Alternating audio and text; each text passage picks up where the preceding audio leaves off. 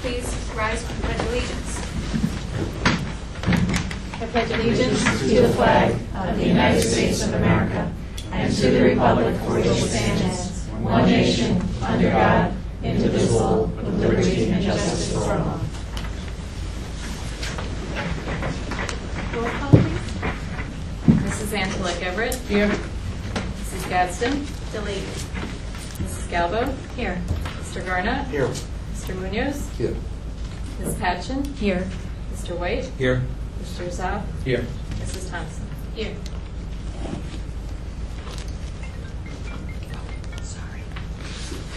Dr. Walkley, will you lead the fire exits? Yes, they are directly in front of us and behind the participants.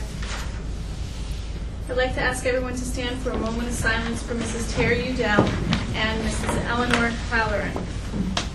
Mrs. Udell was an elementary teacher at J.B. Forrestal and other schools within the district for 29 years. Mrs. Halloran retired as an art teacher for over 30 years in the Beacon City School District.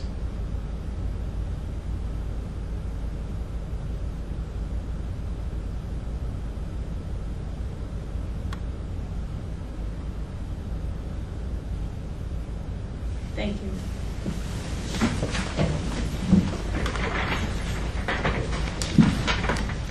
Would you like to introduce our workshop? I would. I'm looking at Dr. Severine. Should we wait? Dr. Severine? Footsteps, I mean, that's, you could wait a bit. Okay. Well, we can go first with the budget hearing and then come back to your announcement. So tonight is the budget hearing for the upcoming budget, and we have Ms. Anne-Marie Baroni, who is going to be sharing with you some more information about the budget. Thank you. We have to open it, Mike? Based on the agenda, do we have to open? May I have a motion to open the public hearing? Motion to open the public hearing on the budget. Second. Comments or questions? All those in favor? Aye. Opposed? Motion carried. Okay. Please. Good evening. This PowerPoint tonight is a little bit of a review of what you heard when we adopted the budget and a little bit more information. And then I would take any questions that you have at the end. So in the 15-16 year, these three major items impacted the creation of the 15-16 budget. All the districts received a reduction of the contribution for teachers' retirement system, and that's a percentage that was set by the state, so that was beneficial for all the districts in New York this year. Beacon was fortunate enough to receive an increase in state aid, and because of the increase in state aid, we were able to use less reserves and fund balance, which I'll explain a little bit more as we go through. So what's new in this year's budget? The two areas that we were focusing on was expanded student support and safety nets, and Dr. Walkley had talked about that a little bit more a few weeks ago, and student and financial safety. So what does that mean exactly? For the student support and safety nets, in the budget we have a support position included, a new one this year in the special education area. And we have budgeted an additional 1.4 teachers. That's a net effect, so that would be two additional classes in the elementary to be introduced for special ed. And maintaining the current staffing that we have right now, but maybe providing different services. They might look a little bit different, but we are able to maintain the staff that we currently have in the district. We're also looking to add additional safety personnel across the district. Adding a head bus driver position in the transportation department, and Mr. Mackey explained that in his presentation for transportation. And the development of a human resources department, so actually an addition of a staff person in that department.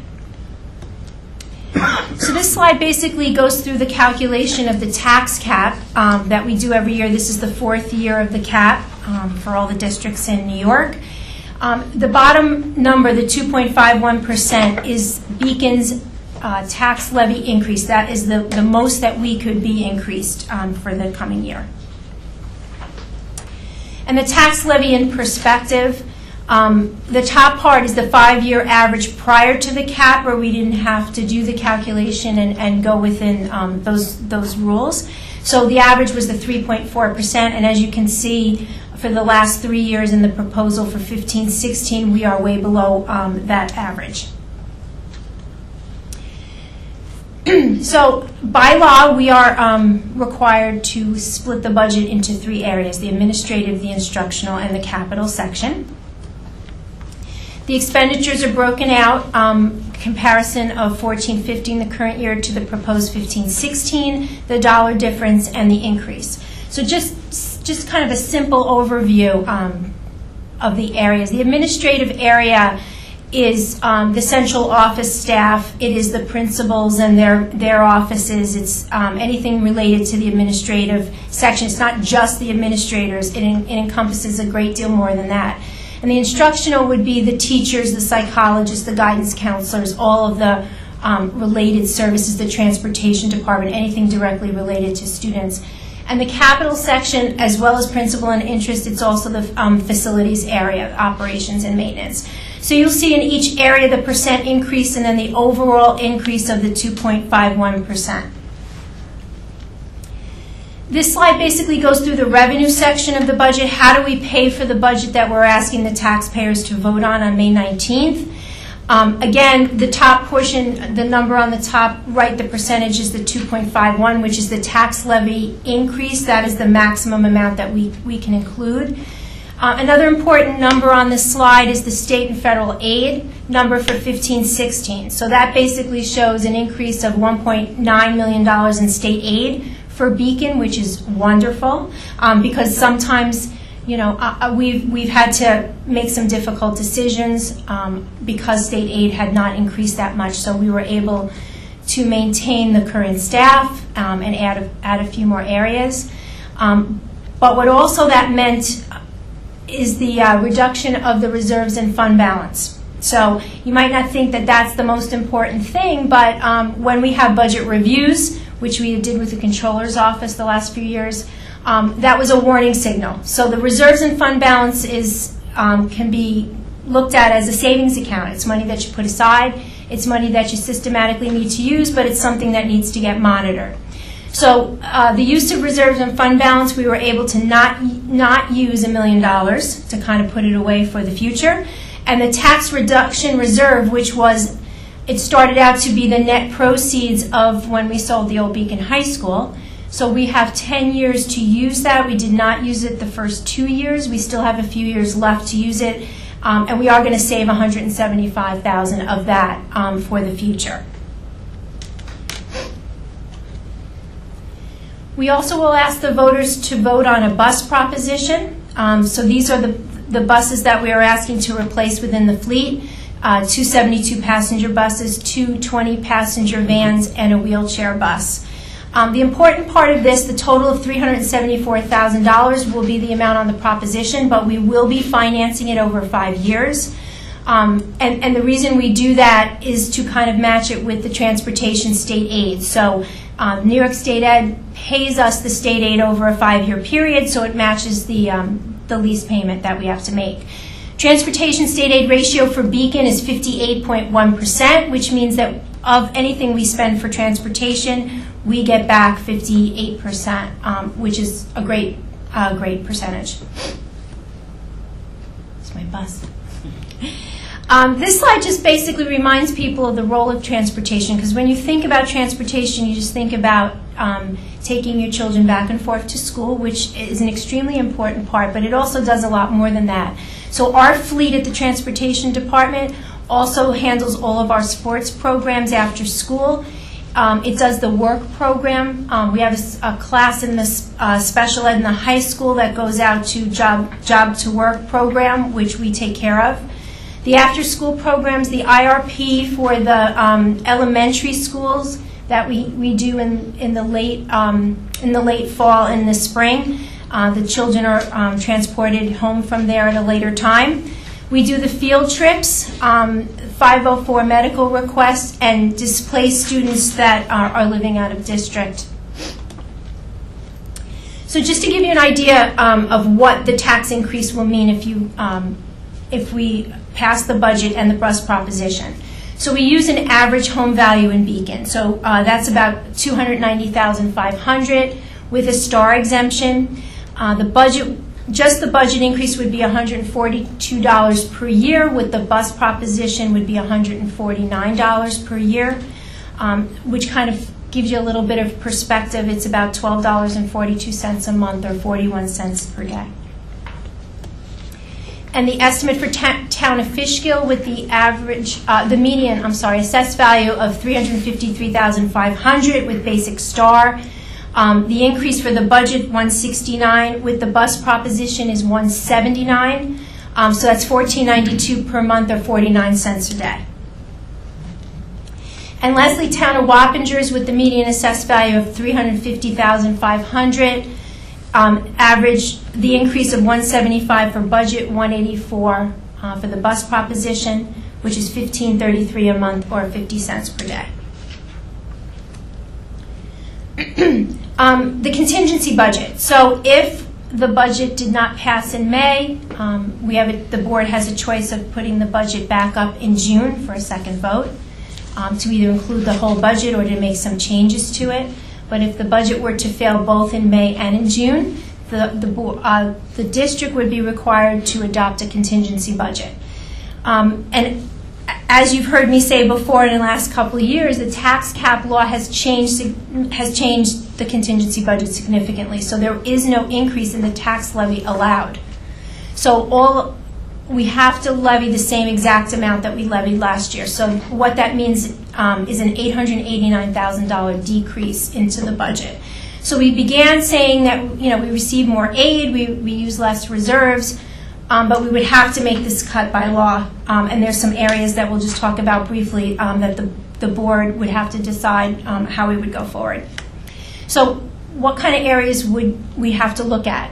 We would have to look at non-mandatory equipment purchases across the board. We would have to charge the full cost of facility use to non-school organizations. That's a pretty big item. We do have a lot of community-based organizations, not-for-profits, that use our building for no cost. But we are required to calculate a fair market value price at that point if we are under contingency budget. So that would affect a lot of people in the community. We would have to reduce or eliminate school-related building use after hours for school-related functions. There may be cuts to athletics, clubs, and student activities at all levels, and eliminate non-core classes such as art, music, and electives, and look at to cap a class size at 35. All of these things are obviously not things that we want to do. Those are things that would have to get looked at to try to come up with the $889,000. So to just give everyone a perspective of Beacon, and we usually do this slide every year, the county average of the total cost per pupil in Dutchess is $20,165, in Beacon it's $18,505. So we rank about 10 out of 13 on a per pupil cost. And as a reminder, the budget vote is a week from tomorrow, May 19th. The polls open at 7 a.m. and they close at 9 p.m. And we vote here at Beacon High School in the gym for all City of Beacon residents, and at Glenham Elementary School for all Fishkill and Wappingers residents. I also want to just add, for the board or for the public when they hear, if they want more specific information about the budget, there is a budget book that is on the website, and it basically gives you all the information line by line of the budget. So if anyone wanted more information between now and Tuesday, they could call the central office and ask questions, since there isn't a lot of people in the audience to ask questions in case they come up with something. So does the board have any questions? I just had one question. I guess it's a question. I've been hearing a few questions from people in the community about why, and I understand this, it's a very detailed calculation, but why it's a 2.51% increase, but we are within the 2% tax cap. So I guess the 2% is sort of I don't want to say it's a misnomer, but I think it can be confusing to people who are looking at the budget and saying, okay, well, Beacon is saying we're in the 2% tax cap, but it's 2.51. 5.1, Maybe right. you could explain it Sure. in a basic way. Without going into gory detail of all the numbers, but I will say that when the tax cap legislation came out, originally it was 2% tax cap. And the Business Officials Organization had warned us of not saying it that way because there are exclusions in this calculation. Probably the biggest number up on the screen would be the plus capital exclusion. So what we're allowed to do is we're allowed to increase what our calculation is for the tax cap for capital. Capital really is your principal and interest payments less your building aid. When you get building aid, that's how you pay for your principal and interest, like a mortgage payment. That's how you look at it. So if there's a difference between what you pay in debt for principal and interest and what you get in building aid, you're allowed to add it back and increase your levy by that much. So that's mainly, in this calculation, that's mainly the reason. The allowable growth factor, the number up on the top, is really 1.62, so that's actually less than 2%. So it kind of goes all over the place as far as the 2%, but that's kind of what sticks in people's minds. In the past, we've had exclusions for teachers' retirement system. Obviously, we don't have that this year because it's less than last year. We've had, prior years, we've had an exclusion for ERS if it goes up more than 2%. So there's a couple of different exclusions. In Beacon's case, it's capital exclusion. And I will mention this again, I didn't do it tonight again, but because the Comptroller's Office does come here to do a budget review, because we had deficit financing 10 years ago, this 15-16 will have our last principal and interest payment. The Comptroller's Office does come in and actually do a review. So they certify that this is the cap. So people should feel, more comfortable that this will be the levy, that they will not come back in a subsequent year and say that we levied too much, that they agreed with the calculations here and we can move forward with it. Thank you. Okay. Any other questions? Does anyone in the public have any questions? Yes. Yeah, Maria, I just had a question regarding the exclusions. So does the Comptroller's Office determine what constitutes the exclusions, like if it were teacher retirement or if it were, ERS, or in this case, if the capital exclusion, like, how is that predicated on what? That was actually part of the tax cap law when it became law, so you were only allowed certain exclusions. So you are only allowed teachers' retirement, employees' retirement, and the capital exclusion. That's it. Okay, so this year it's capital exclusion, but not TRS because it's coming in lower? TRS is coming in lower. Employees' retirement system has to grow more than 2%, and it did not from last year. So that's why you don't have the exclusion for that as well. Thanks. You're welcome. For clarification. Mhm. Anyone else? Anyone else? Okay. Thank you, Thank Edna, you. for all your hard work. Thank you. We have a motion to close the public hearing. Motion to close the public hearing on the budget. Second. Comments or questions? All those in favor? Aye. Opposed? Motion carried.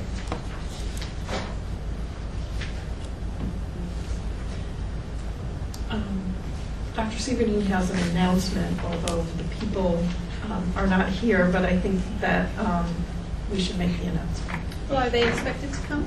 Yeah, I sent letters, I just called their homes, and for some reason, they did not receive those letters, so. And one, I think there's a I spoke to the mom, and there was some confusion on that part, so maybe if we can, at the next meeting, Okay. I So think do you that think that they'll be here be nice when if we come did out of that. exec? No? No chance that they'll be here when we come out of executive session? I just called, and I don't think so. Okay. All right, we'll delay the announcement. Okay, It's very thank you. exciting, Yes. so you'll have to wait. But we want to see their faces when we Yes. hear their names. Yeah. Okay. We have a motion for executive session. Motion to adjourn to executive session to review the employment history of a particular individual, and the board will return as soon as possible.